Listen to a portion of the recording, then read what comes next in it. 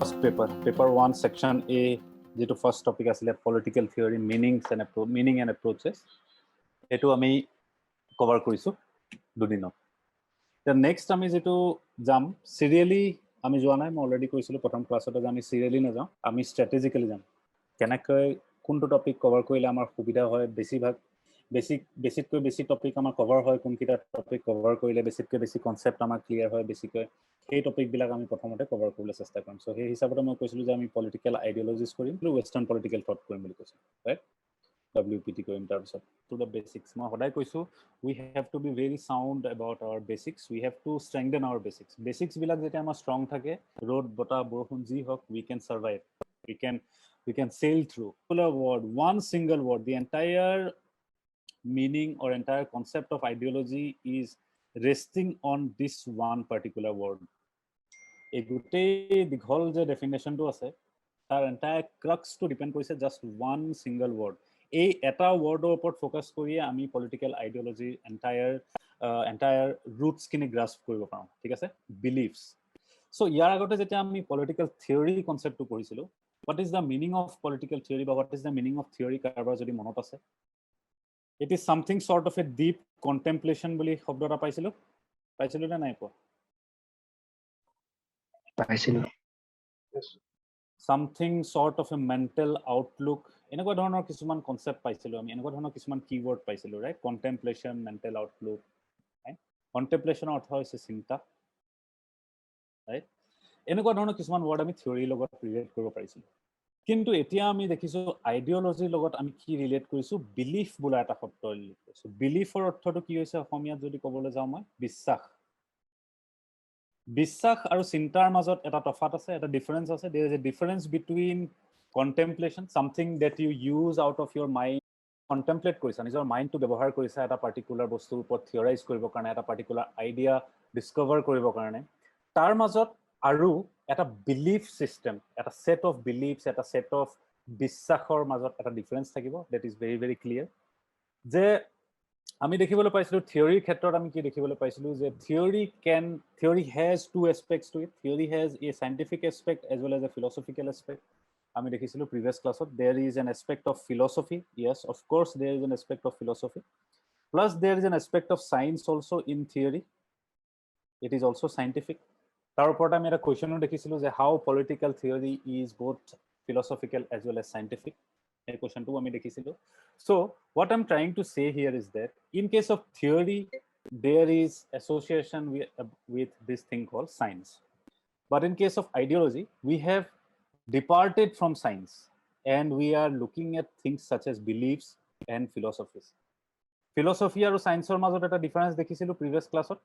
এটুকে আৰু কি বুলি ক'ব পাৰিছিলো আমি, নৰ্মেটিভ আৰু এম্পিৰিকেল বুলিও ক'ব পাৰিছিলো, ফিলসফি আৰু সায়েন্স বুলিও ক'ব পাৰিছিলো। আৰু কি ভাগতে ডিভাইড কৰিব পাৰিছিলো, ট্ৰেডিশনাল আৰু মডাৰ্ণ বুলিও একেটা বস্তুকে ডিভাইড কৰিব পাৰিছিলো। ফিলসফি আৰু সায়েন্স বুলি ডিভাইড কৰিব পাৰিছিলো, নৰ্মেটিভ আৰু এম্পিৰিকেল বুলি ডিভাইড কৰিব পাৰিছিলো, ৰাইট? এই গোটেই বস্তুখিনি এই ডিফাৰেন্সখিনি আমি দেখিছিলো। আমি দেখিবলৈ পাইছিলো ফৰ এক্সাম্পল এনেকুৱা যদি এখন বেলেন্স বা এখন সিসো যদি আমি ৰাখো, বেলেন্সটো যদি ফিলসফিৰ ফালে বেছিকৈ বাঢ়ি যায় আমি দেখিম যে সায়েন্সৰ পৰা আমি লাহে লাহে আঁতৰি আহিছো, ৰাইট? আৰু যদি সায়েন্সৰ ফালে বেলেন্সটো বহুত বেছি বাঢ়ি যায় আমি দেখো যে ফিলসফিৰ পৰা অলপমান আমি আঁতৰি আহিছো। সেইটোৱে ডিবেট আছিলে entire decline and resurgence of political theory. কেনেধৰণে এটা ফিলসফিকেল ডিক্লাইন, কেনেধৰণে এটা সাইন্টিফিক ডিক্লাইন, কেনেধৰণে এটা ফিলসফিকেল ৰিসাৰ্জেন্স, কেনেকুৱা ধৰণে এটা সাইন্টিফিক ৰিসাৰ্জেন্স হৈছিলে।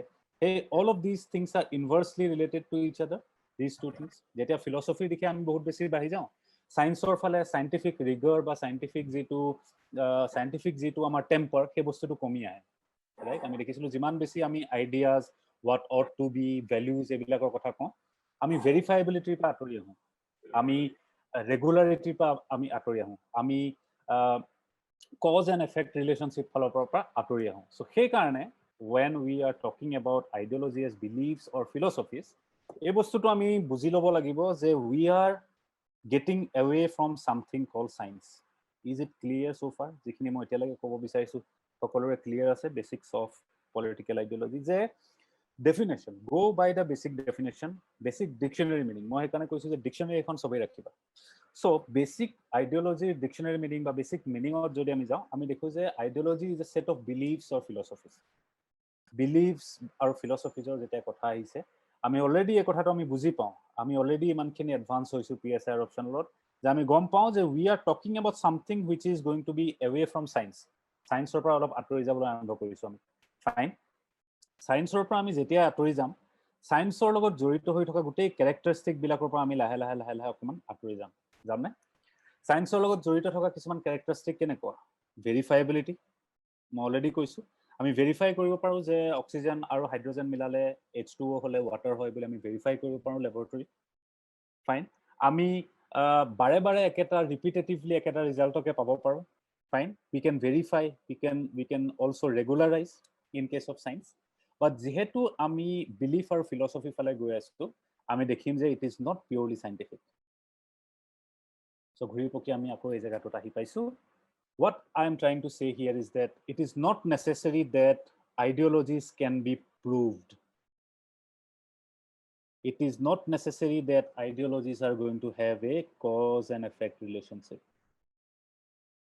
বুজি পাইছে সকলোৱে fine but we still believe, we still attach to it, we still follow it.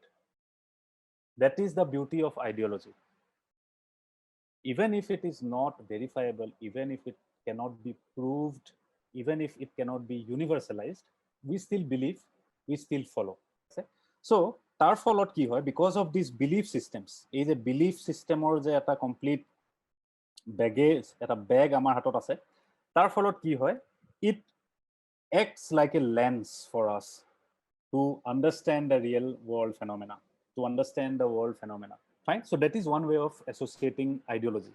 Fine. Ideology can also be seen as a lens, a perspective or of how to look at things. For example, liberalism. Okay, so liberalism took for example loisu. Liberalism or কিছুমান basic characteristics, basic principles, basic features ase. Feature 1, 2, 3, 4, all of these things we will see subsequently. But if you are a liberal and if you are following liberalism, you are going to wear a particular set of lens, particular set of colored glasses, and you are going to see everything around you through these particular characteristics. যদি তুমি এজন liberalism ফলো কৰা মানুহ হোৱা তুমি কি দেখিবা তুমি দেখিবা ইন্ডিভিজুয়াল লিবাৰ্টি ইন্ডিভিজুয়াল বিলাকে ফ্ৰীডম পাব লাগে তুমি যদি দেখা যে কোনবা এটা পাৰ্টিকুলাৰ গভৰ্নমেন্ট পলিচিয়ে ইন্ডিভিজুয়াল ৰাইটটোক ডিনাউন্স কৰিছে you are going to critique it because you are a liberal and you are wearing a particular lens where you see the things only in that particular perspective, only in that particular color. যদি তুমি socialist হও যদি socialism তুমি ফলো কৰা ideology তুমি দেখিবা this is a good policy.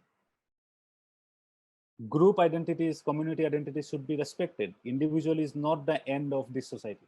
যদি তুমি socialist হও একে ধৰণে তুমি যদি fascist হও যদি fascism or ideology follow কৰা you will see that a particular group, a particular race is superior and others do not have the right to exist. For example, Nazi Germany যেটো আছে তেনেকৈ হৈছে জু সকলৰ জিয়াই থকাৰ অধিকাৰ নাই. And all of these things were justified and all of these, most importantly, all of these things were agreed upon. যদি তুমি ideology to follow কৰা you agree upon all of these things.